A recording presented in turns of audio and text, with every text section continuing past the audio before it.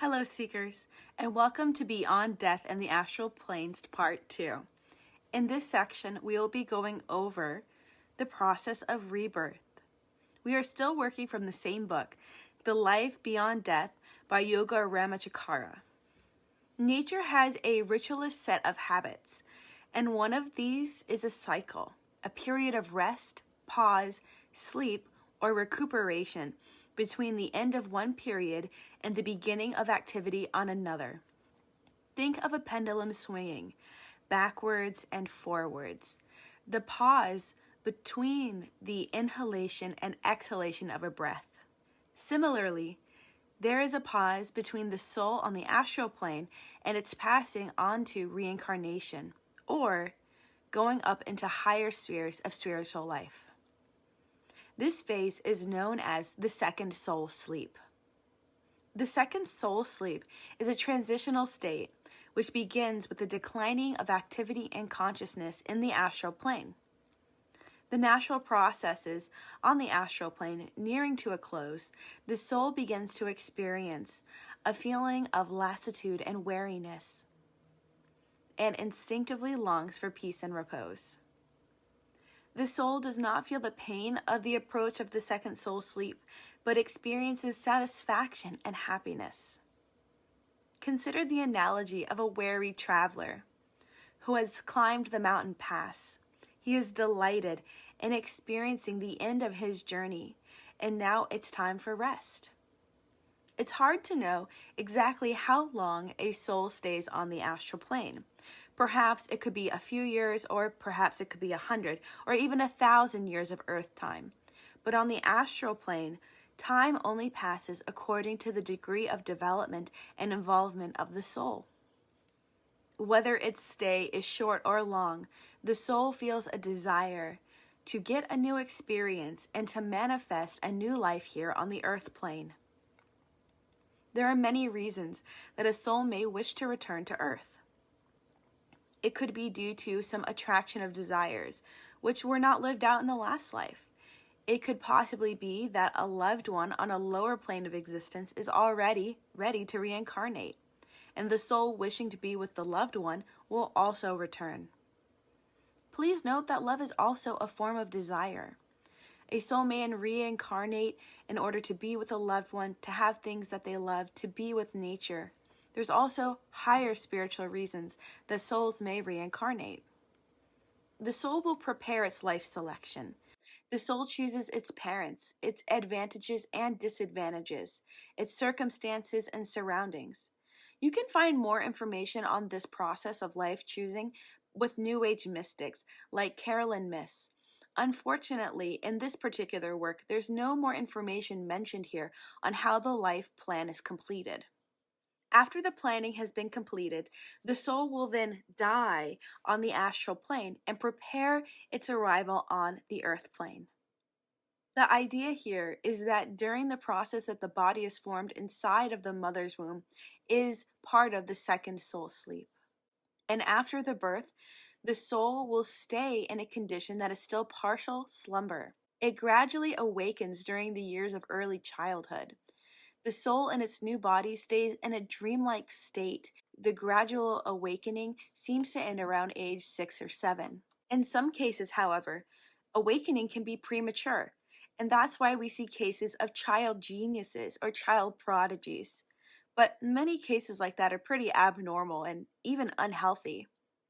On the other hand, there are some cases where the soul doesn't awaken as an average person does at the age of 6 or 7. On the other hand, there are cases where the soul does not awaken as rapidly as the average person. And in some cases, some people don't show the full signs of intellectual activity until middle age.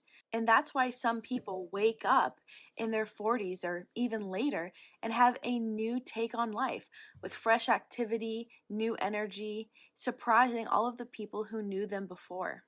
In the early stages of second soul slumber, the soul undergoes a peculiar stage, what is called spiritual digestion and assimilation. Just as in the first soul slumber, the soul digests the fruits of earth life and is assimilated into its consciousness. So, in the second soul slumber, The soul is digesting the experiences on the astral plane. Many undesirable characteristics have been burned away by the fires of repentance and remorse and time on the astral plane, and many new desirable characteristics have been unfolded in the rich soil of the spiritual plane. The soul that leaves the astral plane is a very different entity from the one which entered before. But remember, the change is always for the better. It's an evolution. The second soul slumber can be seen as a process of stock taking, the readjustment of mental conditions, and spiritual preparations for a new life. The soul will also receive an amount of new energy and will learn the psychic pattern of the physical body during the second soul slumber. The soul will also experience the attractive powers of karmic ties, which leads to rebirth in accordance of its character. So the soul will attract what it is like attracts like. The karmic lesson here goes by the reason of what is. Karma is not subject to any arbitrary dictates of a heavenly being, but it is just an equitable law that operates in every case. There is no favoritism, nor is there the slightest chance of injustice. The soul will attract what is equal to its characteristic and its vibration. The lowest souls and the highest souls will undergo the same law of karma. And we often misunderstand what karma is in the West. In the West, we have this idea that karma is a stern law, giving out rewards and punishments according to an established code. That's not it at all.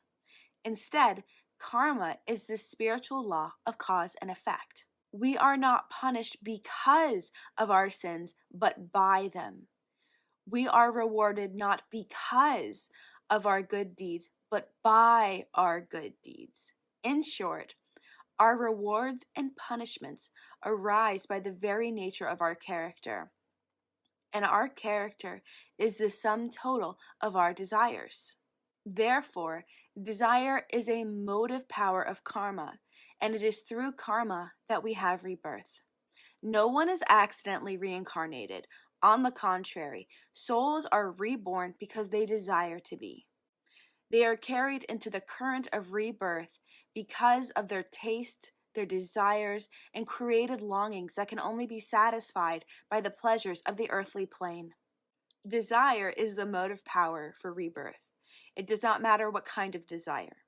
Desire always wants to have things, do things, or be things. Even love, the most unselfish kind, is still a form of desire. Desires high and low are the seeds of action. Although most people are not consciously aware of it, they instinctively place themselves again within the laws and operations of the law of attraction. They are swept into rebirth exactly in the same environment with the same souls. As long as desire remains alive, the soul will be attracted back to earth, because earth is the only environment in which desires may be satisfied. It is only when the soul has lived many, many lives that it begins to see the illusionary nature of earthly desires. And the soul then becomes attracted to the higher things in nature, the spiritual life. Throughout time and beyond time, there have been many heavenly abodes. The soul of man will persist eons after the earth will return from the space in which it originally emerged, converging with the absolute. And lastly, we will talk about the class of souls that rise above the incarnation on earth and break free from Maya. These souls get to ascend and live different stages of existence beyond anything which earth can offer. Even these souls, though, must go through a second soul sleep. During this time, they lose all that is left that confines them to earth and their humanness. The souls will never again awaken on earth unless they voluntarily return to help earth as sages or great leaders. There's not much that can be said about this plane beyond, except that it transcends even the human imagination. In order to escape Maya, the soul must learn the truth about its own nature and its relation to the whole. When it can perceive the illusionary nature of the phenomenal universe and realizes that the spiritual world is the only real world, then the soul will be liberated from Maya and can then attain spiritual freedom. Spiritual freedom and liberation is the aim of yoga, as well as many other spiritual paths. The true practice is that of the attainment of wisdom, opening the heart to the inflow of divine wisdom, in which comes in the form of intuition. The soul needs intuition in order to perceive the real nature of the material world, in order to lose desire for the world. For those who learn yoga, philosophy, and other forms of wisdom, they will be able to find this release quicker than other souls. There's still so much we don't know about the process of rebirth and how it works, but I would be happy to explain more about it and answer your questions in the Zoom class coming up this week. I hope you've enjoyed our conversation on death, rebirth, and the astral planes. And until next time, mystics, stay magical.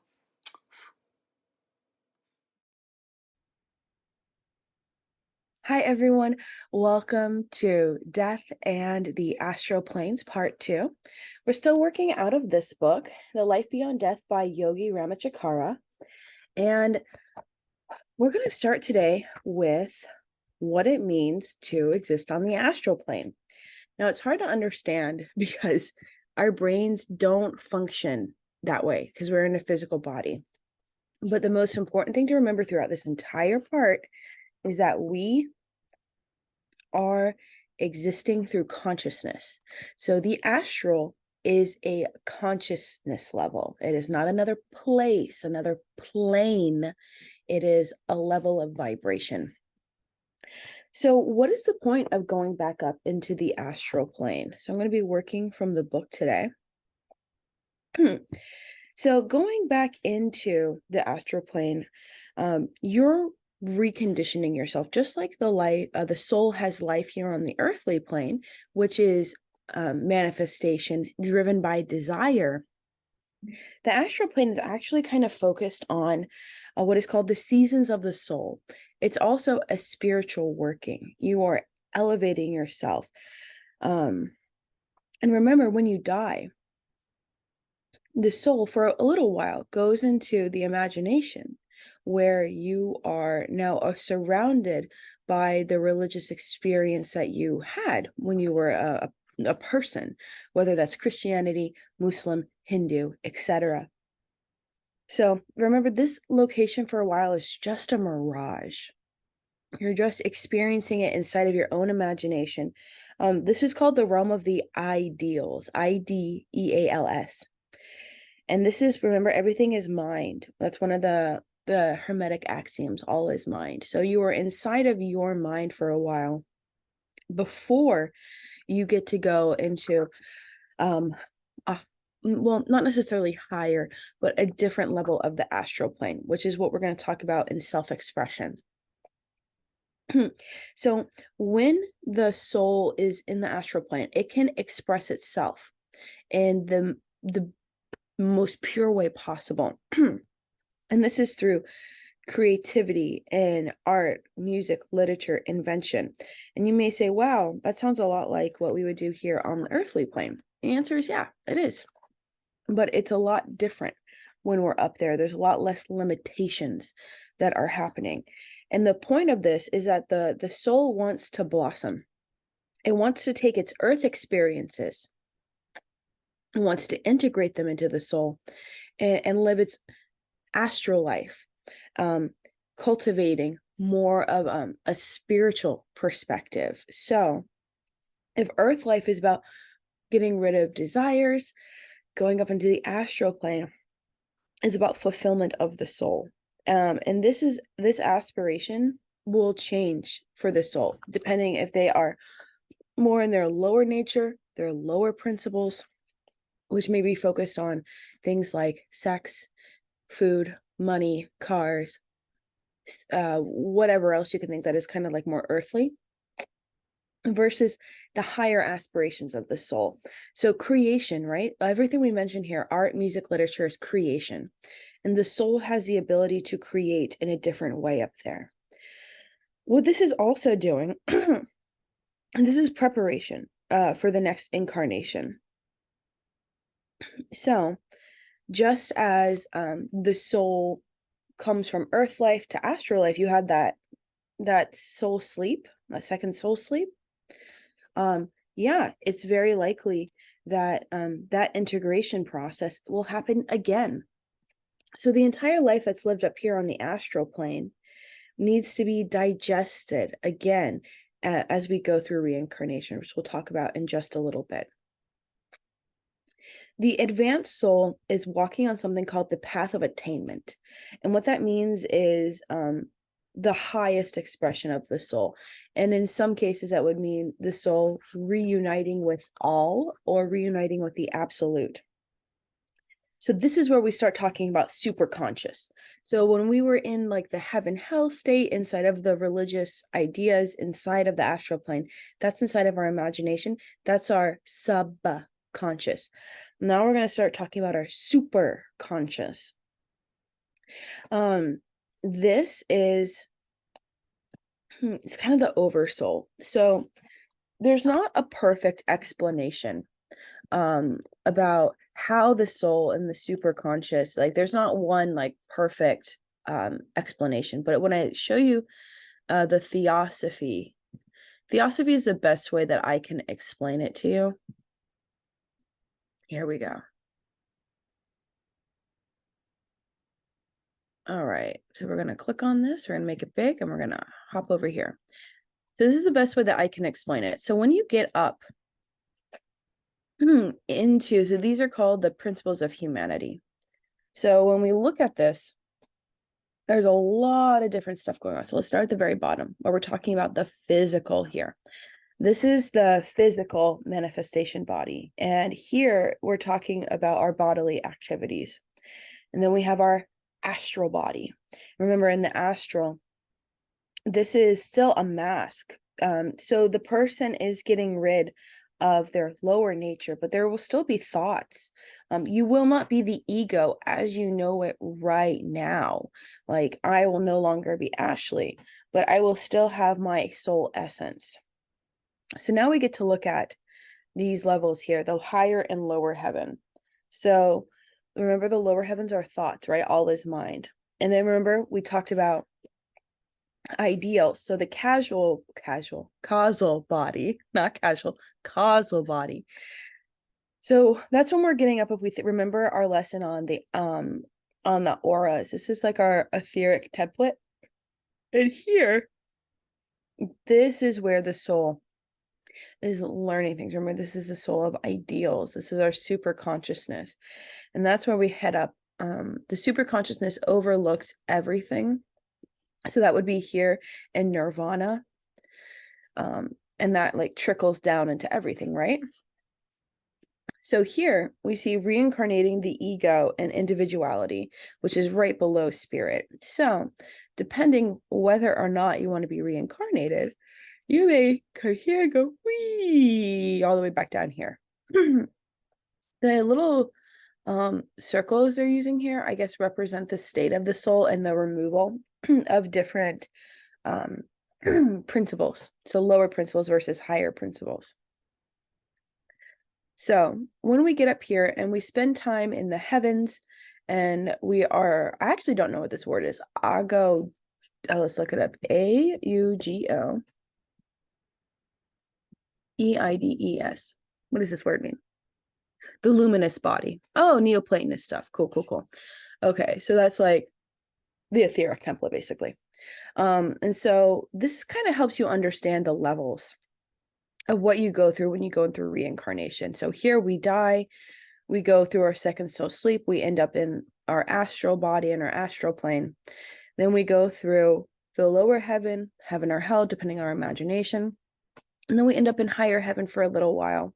And during this time, again, it's really about how the soul is working through. Like, the soul looks very different from when it comes in to the astral plane to when it leaves. There's an evolution, just like there is here on earth. When you look through the book, there is a lot of words here but focus on the idea. This is the only thing you really want to focus on, is that whatever the soul learns in the astral plane is going to go back into their physical body as intuition. So that's why we see intuitions right here in the Buddhic. So all these intuitions, everything that's learned from ideations and intuitions comes back into the physical body later.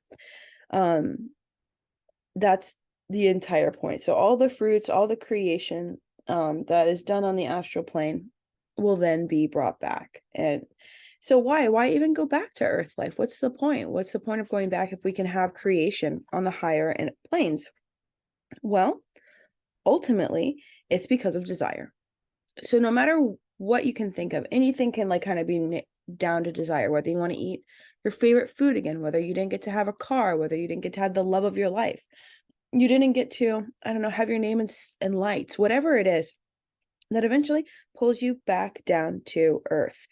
And there's a whole thing that goes into that. We're going to talk about sacred contracts, the transmigration of the soul through Plato, because everything that we're talking about here is actually echoed in a lot of different cultures, which is super cool. So I'm just looking through to see if there's anything else that we want to talk about astral plane. I know that River, you may have some questions, so if you have them, feel free to answer them on, and I will ask them, and I will answer them to the best of my abilities.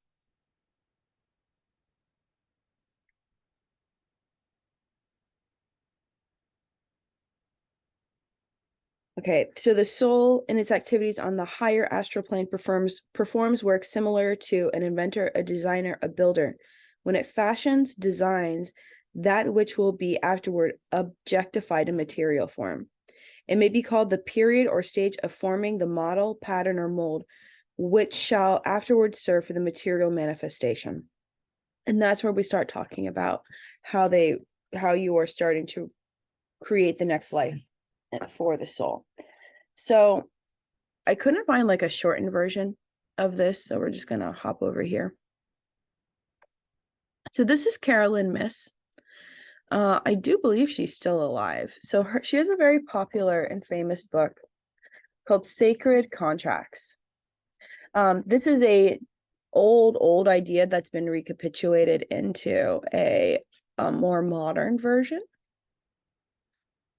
So sacred contracts, here we are, awakening your divine potential. So what she talks about in this book is how when you go into the astral plane, there are other people with you, right? There are souls that you've reincarnated with before, and you're all talking about how you want to live your next life. And so you help each other learn. So let's say the example that she gives in the book is that a soul wants to understand forgiveness and wants to learn the lesson of forgiveness. Well, in order to learn that lesson, the soul has to wrong somebody. And so the person will make an agreement and say, well, I'm going to wrong you so you have the potential to learn this lesson. And I know this can get really tricky. She addresses it. I listened to part of the audiobook for Sacred Contracts, and it gets messy. It's like, well, how do you say that and be like, oh, it's you chose to be sexually assaulted, or you chose to live in poverty. That's really hard to accept. And you may not accept it, and that's totally fine.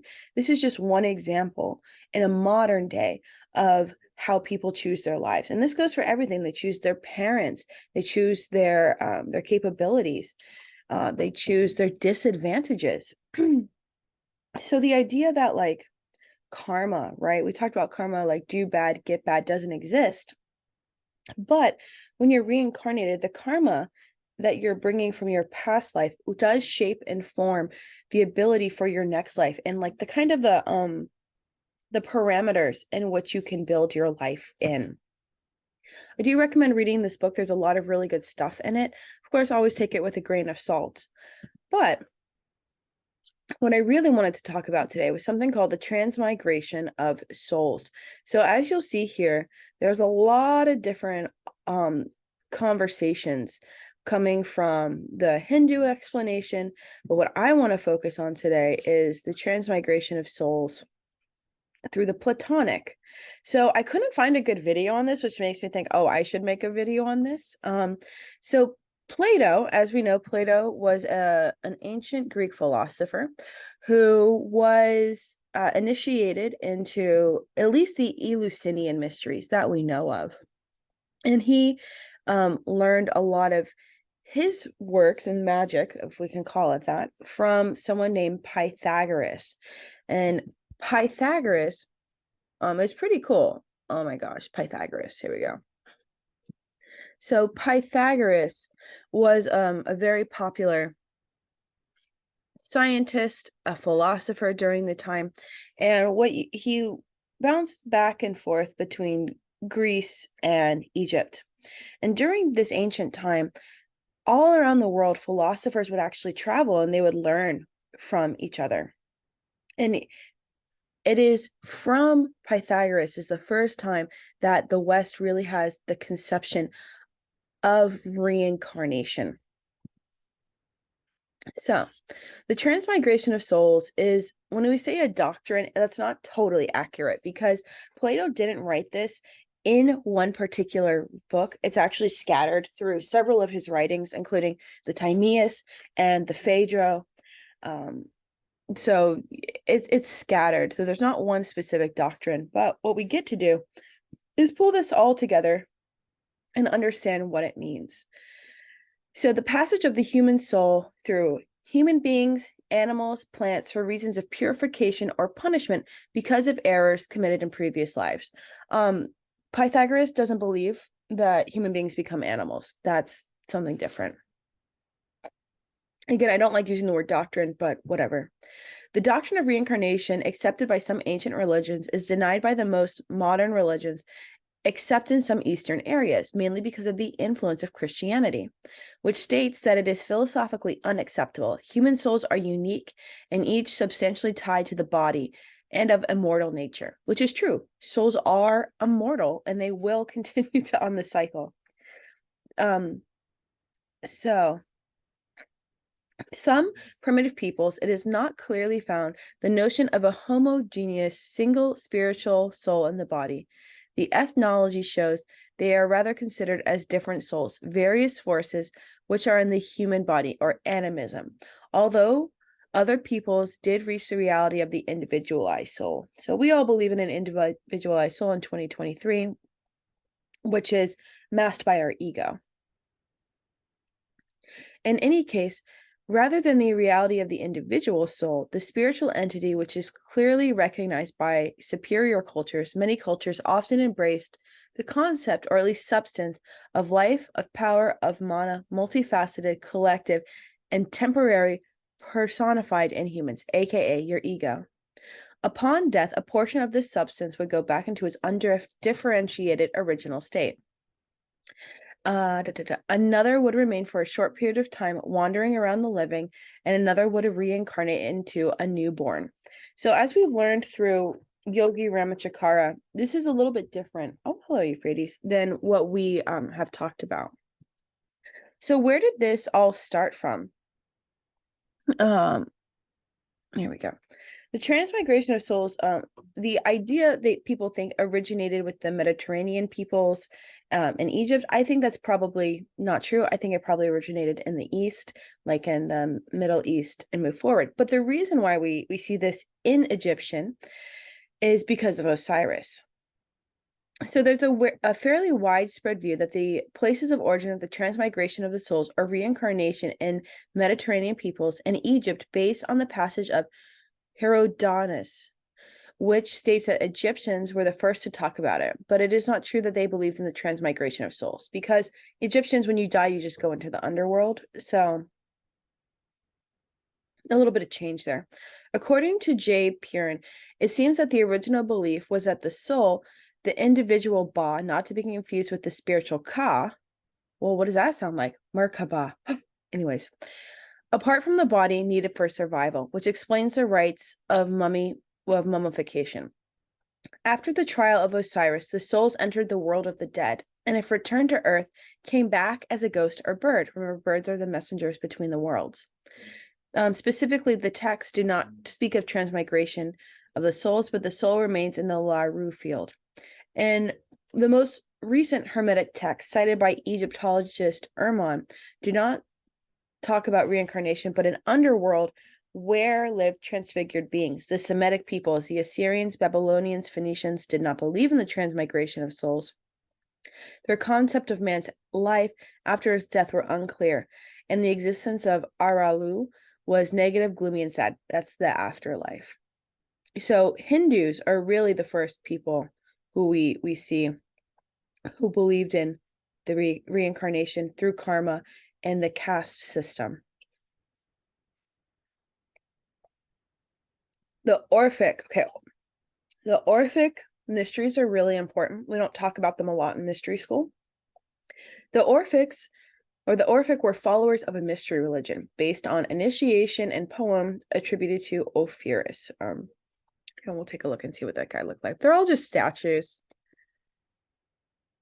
Oh, you're not going to have a statue of him, just pictures, of course. So sad. Very sad man. Okay. These writings were related to the origin and destiny of the soul. Those letters were written over a long period of time by various poets, artists, and followers related to the religious movement. Just like Hermes Trismegistus, everything that got written got attributed to him.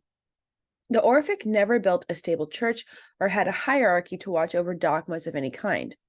Therefore, the doctrines attributed to Orpheus had various philosophical interpretations. However, there were a number of principles that remained very stable through its history, and one of them was the transmigration of souls. The most objective and particular reference is a compilation of fragments called the Rhapsodies, a poem in hexameter attributed to Orpheus dated to the 1st century BC. Here's a summary of the transmigration of souls in that poem.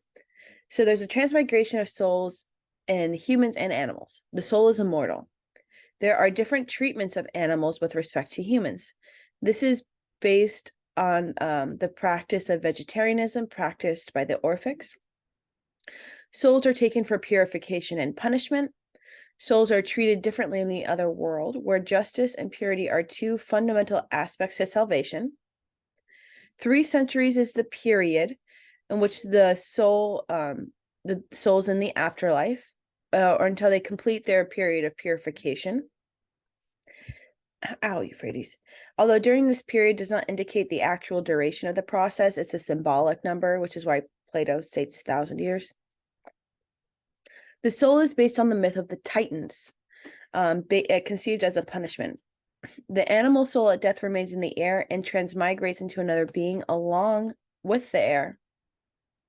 The soul is carried by Hermes to the Elysium or to Tartarus. The release of the soul depends on Dionysus and Persephone. To access the, I think it's Ulysses, initiation rituals, justice, and purification. Orpheus is the mediator in this process, and the idea that the soul is inspired with the air is well documented by Aristotle. So let's sum this up, and then we're going to go back, okay? In sum, the transmigration of the soul appears as a punishment. On one hand, human beings come from gods with immortal and divine souls. On the other hand, they also come from earth with mortal and corruptible bodies. But their souls, before the actual origin of their species, had been polluted by the crime of the Titans, which leaves a mark, which we could say is original sin, but here they call it the Titanic nature. That is, the pride of his predecessor should be expiated. The soul must be freed of the weight of the criminal part. Consequently, the input of the soul in the body, atonement, and liberation to its death are repeated several times in a very long process, in which the soul is hosted successively in bodies that work as a grave. Oof, that's rough. Therefore, the transmigration of souls is for the Orphic, the reincarnation from the other world into this one, and from one body to another, until the guilt is expedited so Hades in this world can guarantee its release. The Orphics say the soul is divine, immortal, and possesses the following faculties: memory, intelligence, and will. These are really important. Therefore, it is the only truly alive when the body dies and gets rid of it. In short, the soul is dead as it is in the body, and its real life takes place in Hades, and therefore we could say the body is there like a sepulcher. So that's a lot. Let's go back up to the top here and look at how similar this is to the book we've been reading by Ramacharaka. We didn't talk about animals in this, but we know the soul is immortal. That's similar. We know that the soul is taken for purification or punishment. Remember, the heaven or hell really depends on you as a human being. How did you live your life on earth? And that's where we get the souls are treated differently in this world. For a while, it's going to be in your imagination, and then you're going to go into a level of the astral plane, depending on where your consciousness is. And then it's going to go through another period of purification, which is, they don't talk about the astral life so much, but I'm assuming that's probably part of it. They go through this where they're shedding off like the layers of their lower nature until they're ready to be reincarnated. So there's a lot of similarities here, although the mythology is quite different. We have here that the soul is in the immortal, corruptible body. I don't agree that the soul is like asleep or dead. I don't know what you think, but I think the soul may be asleep, but not dead. And it needs to be woken up. That's why we have a spiritual awakening. So this was one that was really very popular, but secret as well. So a lot of the ancient philosophers were familiar with this. Now we're going to start talking about Plato. This is where this is where I'm very familiar. Okay. So let's go over here. I'm going to hop off here real quick till I find the right video. If you have any questions, we just went through a lot. Please drop them and I will answer them to the best of my abilities.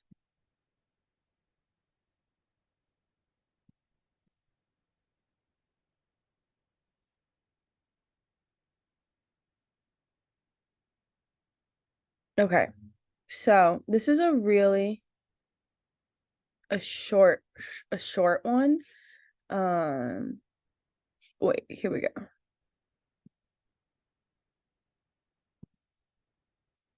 So it is in his book, The Republic, Plato discusses.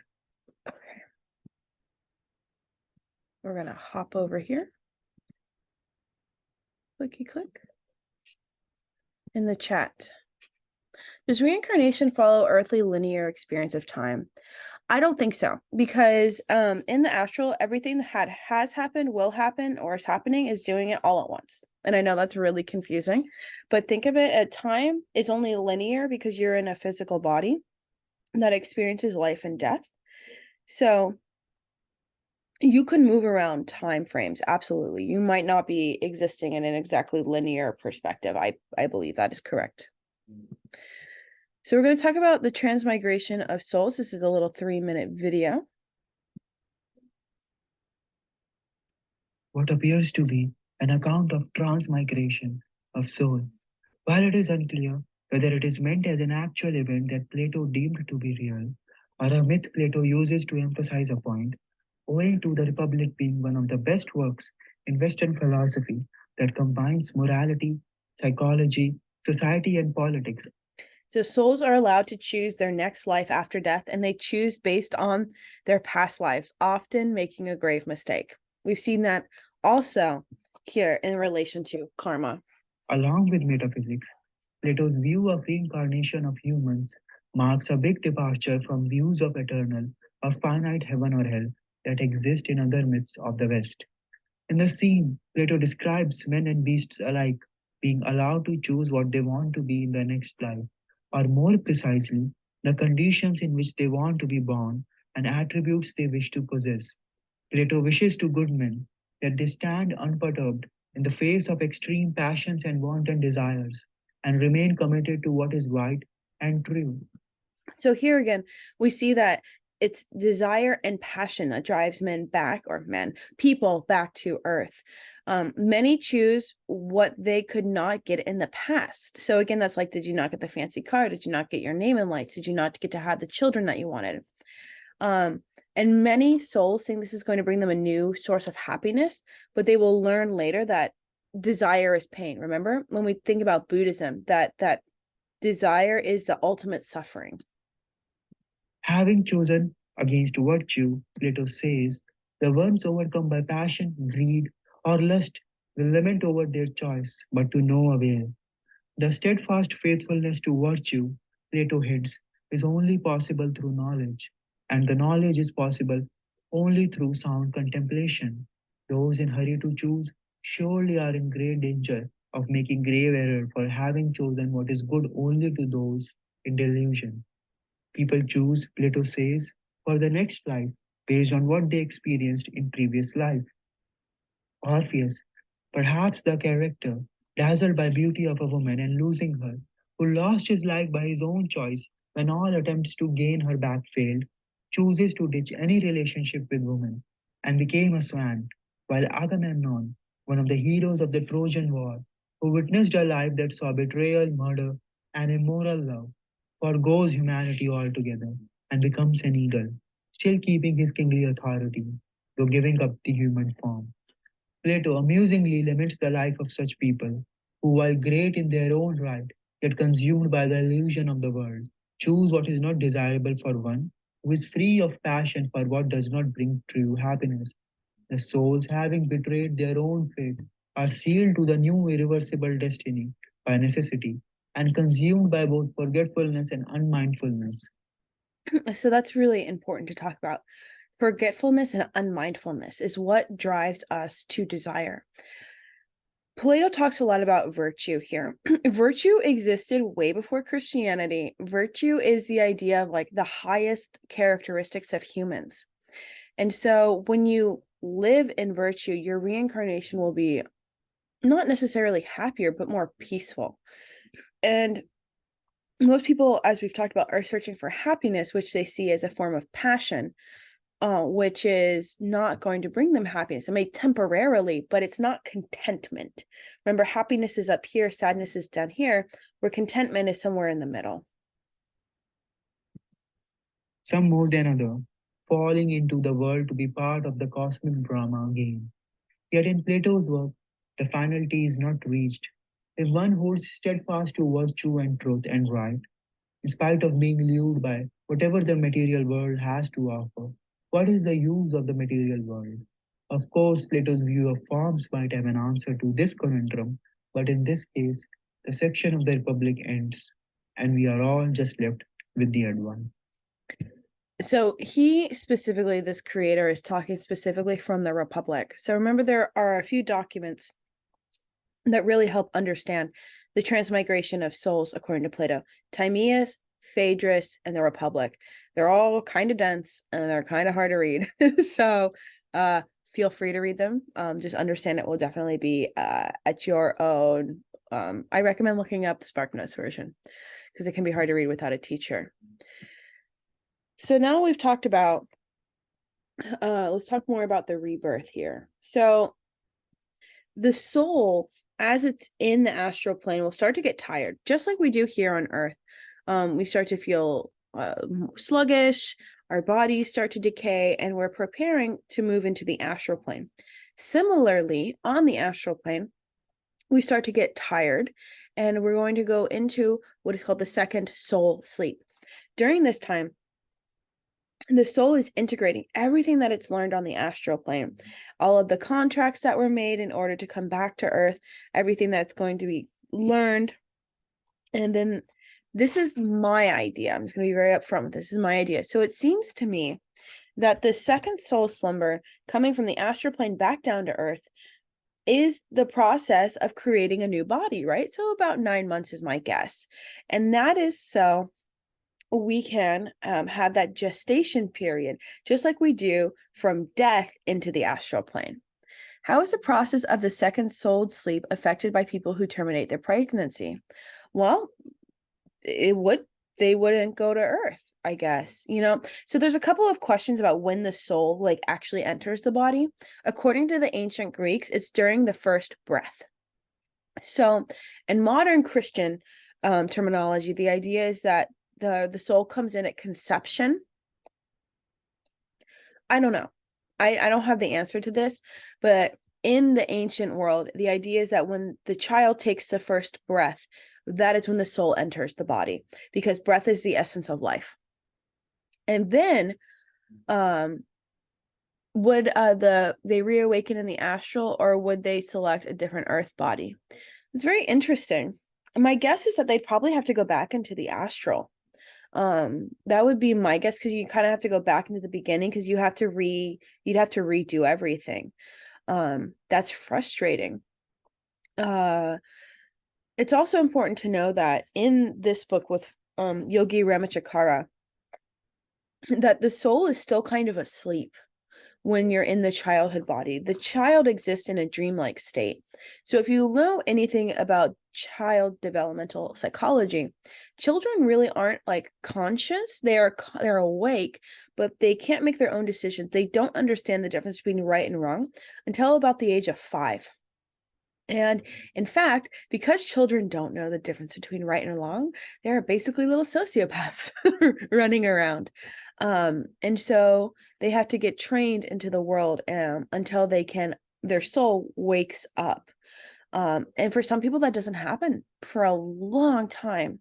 Some people, that doesn't happen until they're 40, according to Ramacharaka, which is pretty crazy. I wish I had more information about how it works with abortion. I've actually never read anything that talks about that. So I wish I had more information for you, but unfortunately I do not. So we talked about coming back onto Earth.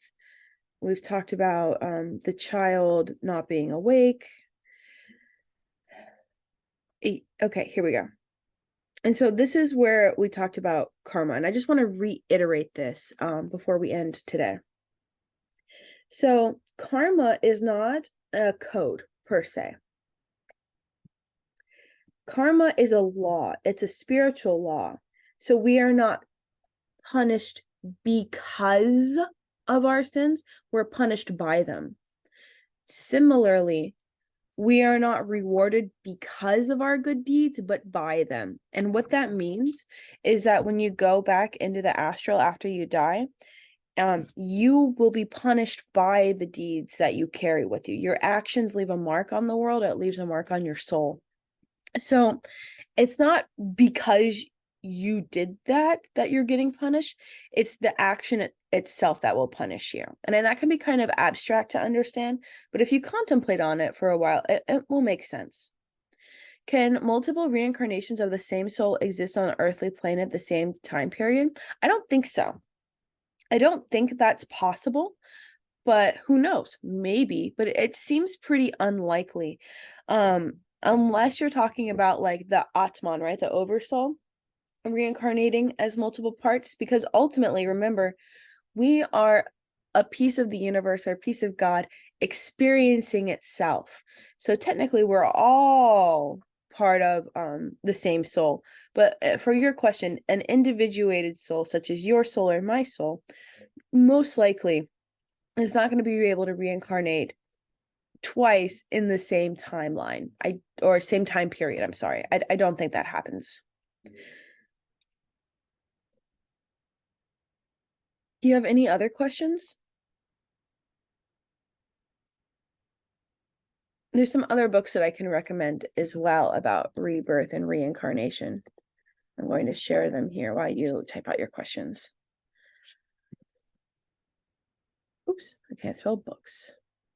So one of the things like I'm really obsessed with and I love, love, love reading is about children who remember past lives. There's actually been a lot of scientific studies about that, and it kind of blows my mind.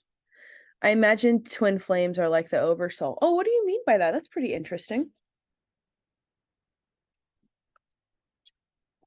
I don't know why you typed that out.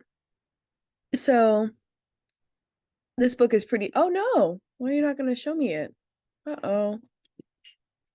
It's not very nice. So it's called Children Who Remember Past Lives, The Question of Reincarnation. That one was crazy cool. I really enjoyed it. Some of these, like you'll see here, like the Journey of Souls, there's a lot of, in the early 2000s, a lot of hypnotherapists did work with people who claim to remember their past lives and what it was like. So that's kind of interesting. This book is really good. The Wheel of a Soul, I highly recommend, is Kabbalah and Reincarnation. This is really, really good. I highly recommend. And then, of course, we talked about the Carolyn Myss book, and I think that's probably going to be the best one that's out of the ones up here. Oh, we have a question. In that they are so similar to each other that their bonds are connected through a grander spiritual cord. Oh, yeah, there's a possibility for that. Absolutely. And remember that souls choose to be reincarnated with each other. So there, like, your mom or your dad may have been a lover, they may have been your child in a past life, or they could have been a parent. There's a reason that you choose to reincarnate with these souls. And you've seen one of your past lives. That's super cool. I love that. We did that meditation one time on Mystery School where you got to experience your past life a little bit. I think it's past lives are cool, but we got to be careful not to get stuck in them. That's something that took me a long time to learn, is that you failed in your past life in some way. You failed because you had to come back. So take them as a learning lesson. Even if you were some grand person, your life is here in the present, and don't get stuck in the past. That's my advice for that. But I'd love to hear more about your past life if you'd be willing to share it with me. If there are any other questions, you're welcome to reach out to me on Mystery School. I also recommend doing a lot of reading on your own. This is just one sample from what reincarnation is in a modern way, taking old doctrines of Hinduism and placing them into a more readable format for us modern seekers. So it has been a pleasure. Thank you for listening. And until next time, mystics, stay magical.